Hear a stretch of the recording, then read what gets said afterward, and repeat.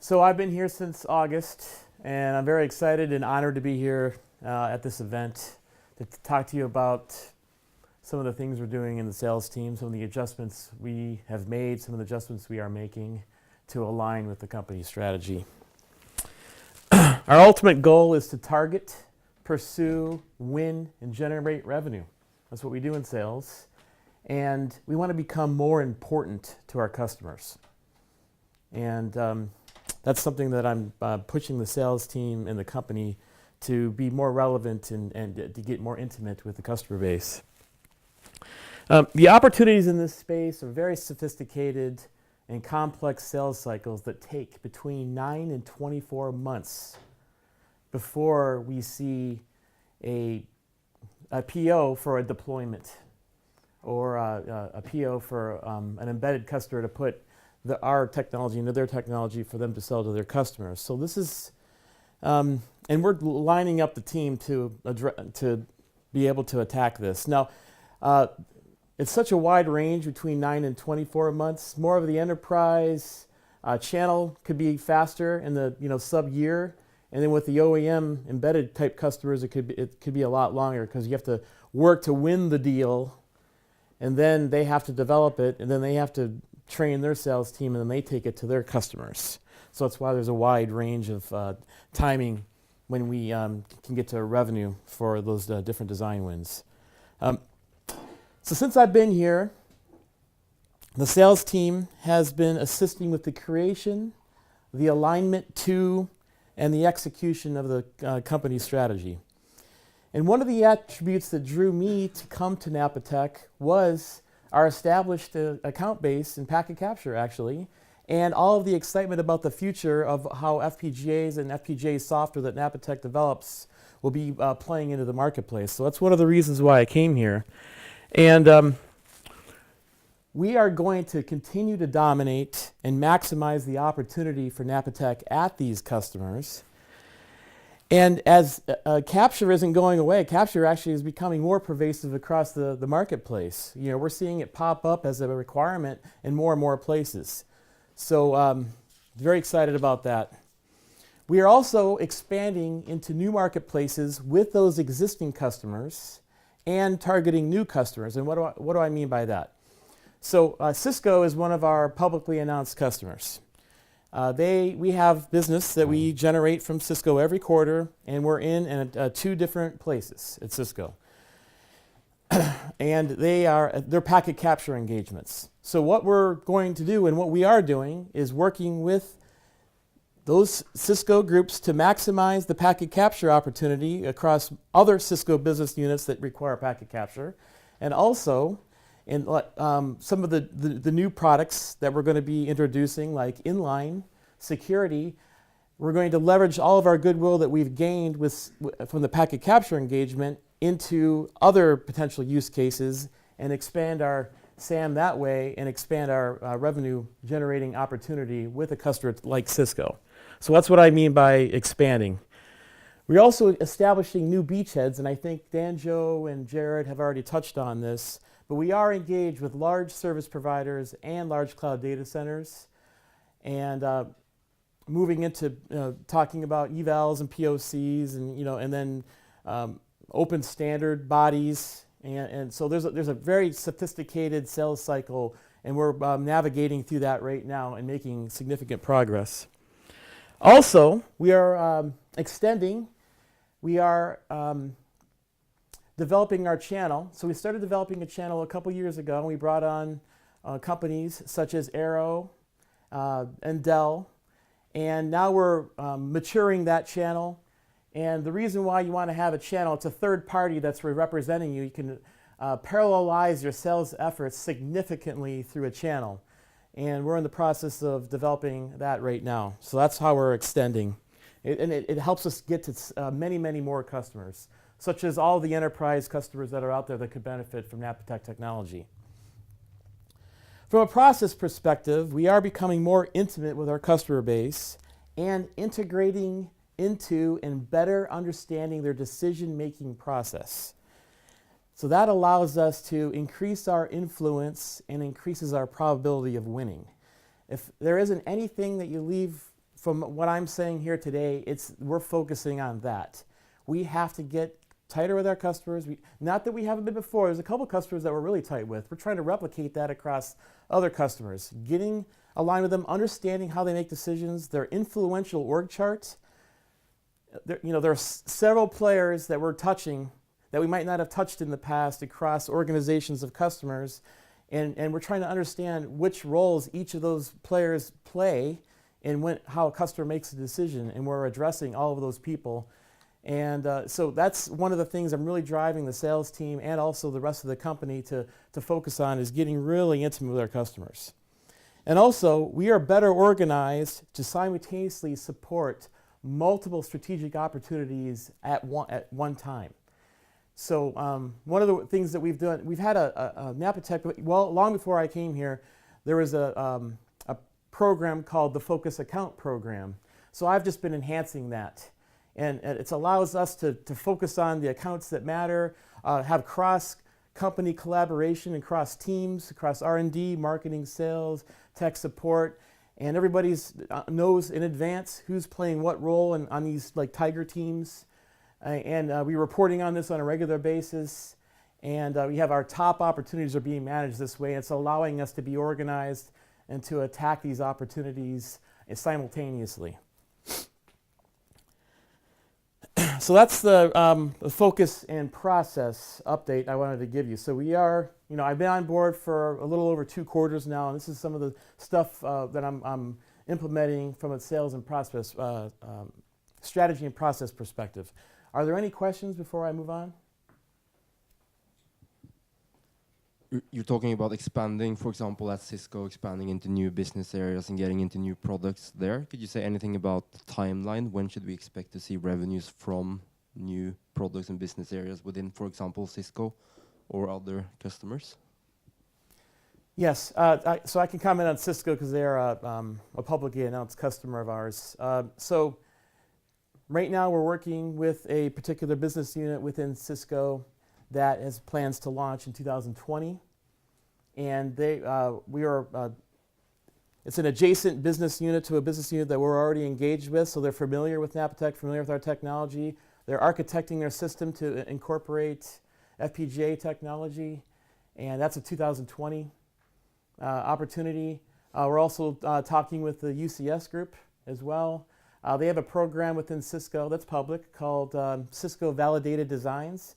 Because Cisco has their own internally developed NIC program, and they ship about 2/3 of their products use their internally developed NIC. They have an ASIC team, and there's companies that third-party NICs that they use, that they validate, and certify, and some customers prefer going down that path. So we're going to be talking to that, and most of these opportunities with Cisco are in the 2020 timeframe. Okay, any other questions before I move on? I'm going to get more into the organization and how we're structured now. So our products are applicable across the global marketplace. So they're applicable to OEMs, they're applicable to end users. And so when I came on board, I assessed the organization, and I made some significant changes. So I restructured the team last fall, about a month into my tenure. And I wanted to leverage the effectively approach these customers in a different way than they were approached before. And the types of customers that we engage have different engagement tendencies and different buying tendencies. And we had skill sets on the team that matched both. So I split the team up into OEM sales. OEM sales is like a Cisco, where that particular type of customer integrates our technology into their product, and their sales team sells it to their end customers. So that's an OEM. End users are the like the AT&Ts of the world. They're going to be the end user or an enterprise account. The United States government is an end user of this technology. So end user sales. So I broke up the team, and I have an executive that leads OEM and an executive that leads end user, and I complemented it by adding a channel sales organization. And we also, not listed here, have pre and post technical support. So that's what makes up the sales team. And the difference in touch points from an OEM and end user is the reason why we did this. Because like when you're working with OEM, like a Cisco, it takes them a while to develop a project. There's so many players involved. There's a market analysis that their product management team's doing. So our sales team is trying to touch all of the different people that are going to be involved in an OEM. And then they go through an RFQ process, they make a selection, then they go through their development cycle and develop their product. It takes at least a year, typically. Then they have to train their sales team, their VARs, then they have all their customer base, and that's how we get, Napatech technology can get into the end customers via an OEM channel.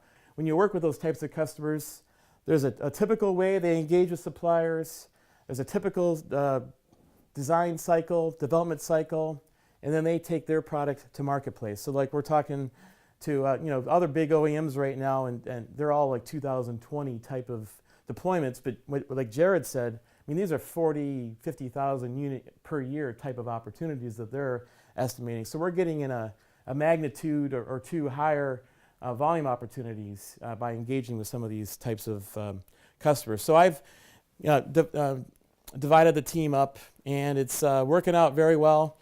We've made some key hires. So the one I want to highlight, there's a couple I want to highlight. I hired the worldwide channel executive from Cavium recently, and he started a few weeks ago. And he resides in North America, but he has a global role. And he's already off and running.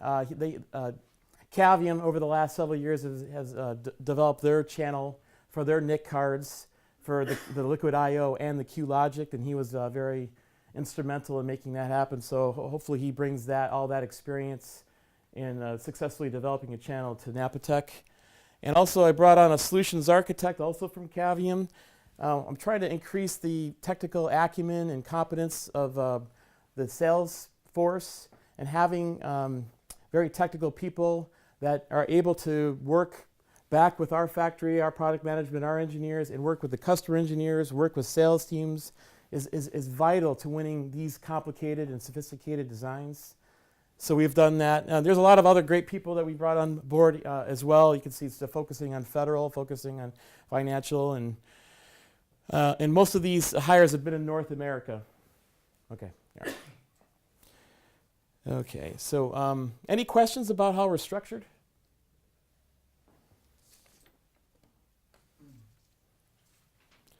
Okay. What is the key performance criteria for individual sales? Okay, that's a good question. So one of the things I've done since I've been on board is create measurements that are, all right, so let me explain this. There are a typical flow of how an opportunity starts from first targeting, first meeting, to revenue, someday down the road. There's a typical set of steps in between. There's qualifying the opportunity, meeting with the architects, showing a demo, a POC, RFQ, socializing, bringing in partners. And this could take months to a year. Okay, so I'm measuring the team on how well and how effective they are in moving these opportunities through this process, okay, to getting to revenue. And also at the same time, measuring the team on revenue performance on customers that we already have engagements with. One of the measurements would be how well the forecast is, measurement to forecast. That's another way to measure a team. But we have to do this and incentivize the team to do what it takes to get these customers to each process step, because it's a typical process in just about every opportunity. Now, OEM is going to be a little bit different than an end user, but I have separate teams and separate sets of measurements that align with the typical process that these customers go through when they're making a decision on which supplier they're going to use. Does that answer your question? Okay. Okay, so the next slide is we're not missing a deal. Okay, this is basically the bottom line on this slide. So to quickly summarize where we're at, and I'll get into a couple of the details here. So Napatech has a sales strategy and a process that aligns. Check. Napatech has restructured the sales team for success. Check. We have made key hires for critical functions. Check. Napatech delivers sought-after solutions for high-volume designs. And I think we've heard that from Danjo and others, and you're going to hear this from the Intel and Xilinx folks. Check. And we have the products, the roadmap, and the partners that the market needs, the customer wants. I hear it every single day in the customer meetings I'm in. Check. Okay, so what we're doing is we're building a multi-$100 million pipeline by restructuring the team to match the company's strategy, hiring key people that have demonstrated success in their careers, and then targeting and engaging the customers that are going to move the needle for Napatech. And you're going to see, like, for example, we're not going to get anywhere unless we're certified with the top server companies in the world, our NICs. Okay, so we're certified at 3 of the top 5. You know, we got plans in place to get certified at the top 5. Okay, the appliances aren't going away, as you heard from Jared, and some of the appliance engagements we have right now are multi-10,000 unit per year opportunities. Some of these architectures haven't used an FPGA before. So they're integrating FPGA into the architectures, and we're engaged with a few of these folks right now. We're at meeting 3 and 4, making plans for evals and POCs. Very exciting. You know, the United States government has a lot of projects. We have the census coming up, and there's a lot of exciting things going on with the U.S. government that we're working on quoting on, RFQ processes, tenders, and we hired a guy last year that's an expert in this area, lives in the Beltway in Washington, D.C. So I'm just saying we have a lot of exciting things going on. We're building the pipeline into the hundreds of millions of dollars per year, and I'm hearing, you know, it's so nice because I've worked at Jared has this great slide that shows multi-core MIPS, ASIC, network processor, and it says FPGA is winning right now, and it is. I've worked at all of those other companies. And the ease of securing a meeting and getting the interest is very high here at Napatech at the moment. This is a really good time to be at Napatech. And you know, I'm flying to Stockholm tomorrow. We got a meeting in Finland on Thursday. You know, last week we had, meetings with the top, we're talking like market share leaders in their cybersecurity space in different market segments, and they're hot on this, and we're gonna win some of these. And so it's an exciting time to be at Napatech right now, and I'm very happy to be here. So, any questions? Can I ask? Yeah, sure. Sorry for front running. Can I ask, what is your sales visibility? So can you comment something on the pipeline and Sales visibility Yeah. for the future, for the next year, for example? So, Henrik, do you want to? So we don't comment actually on the current pipeline. We talked about that maybe in the microphone. We talked about that before. So I think that what Ken is referring to here is really, you could say, a sales pipeline and an outlook of both 18 and moving ahead here that's looking very interesting. And as we said also on the call we had on Thursday, we are pretty confident on second half of 2018 to see regain on growth for the company. I think what Ken have alluded to here during the day here is that we are transitioning the company from the you say moderate OEM type of appliance sales, where, as Jared also said, the thousands of units, 10,000 of units, into something that is completely different in terms of units and also business. And I think that's the closest we will get it during the day here.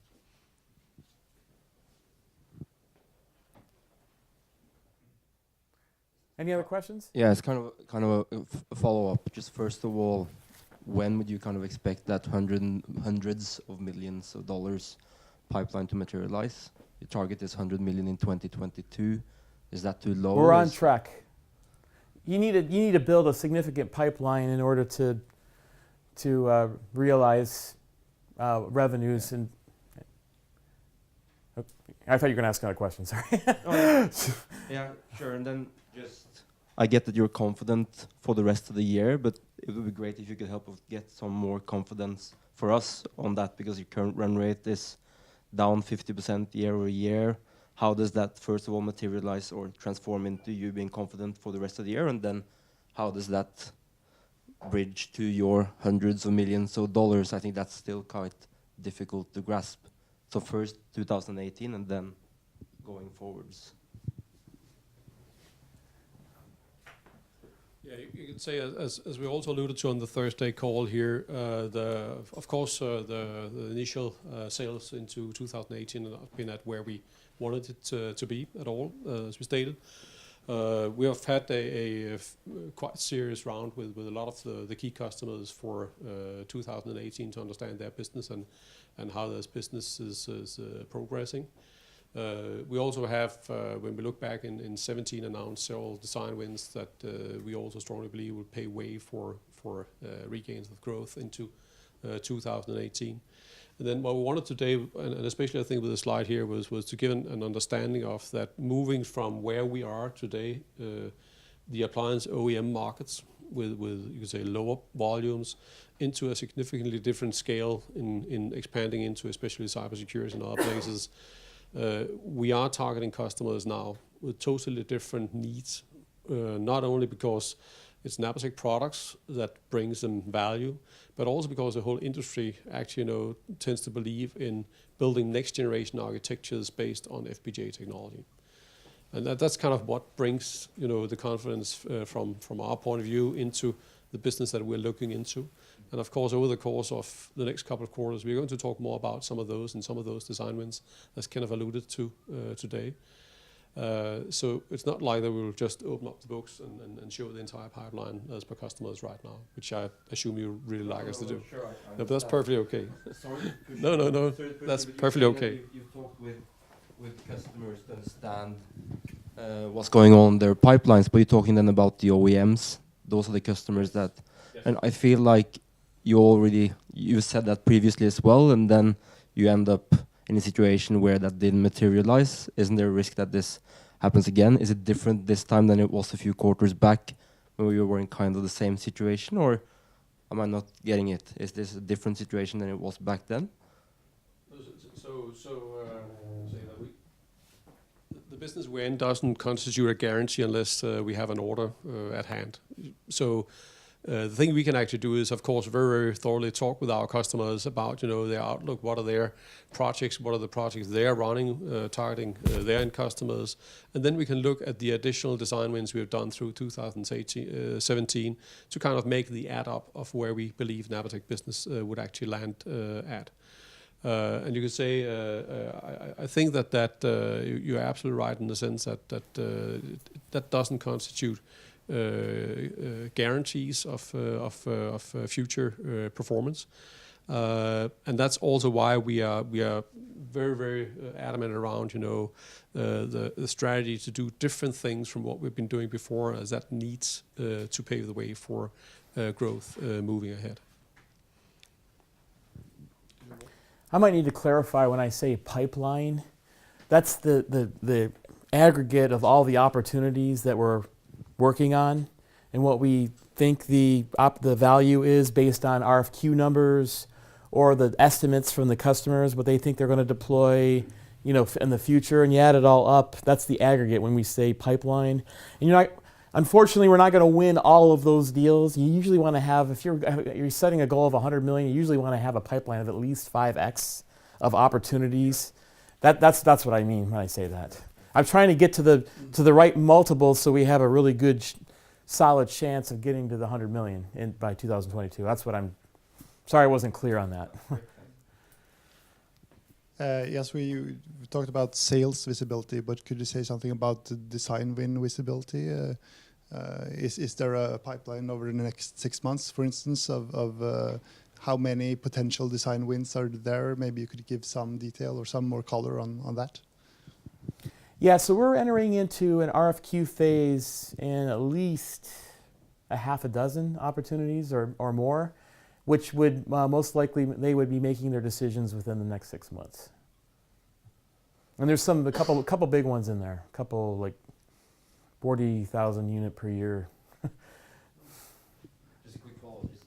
What kind of interactions are those? Kind of what type of customers? OEMs? Is it kind of It's both. end customers, hyperscale, It's both. hyperscale as well? It's mostly we have some enterprise, we have some OEM, a couple different OEMs addressing different markets, and some enterprise and a data center.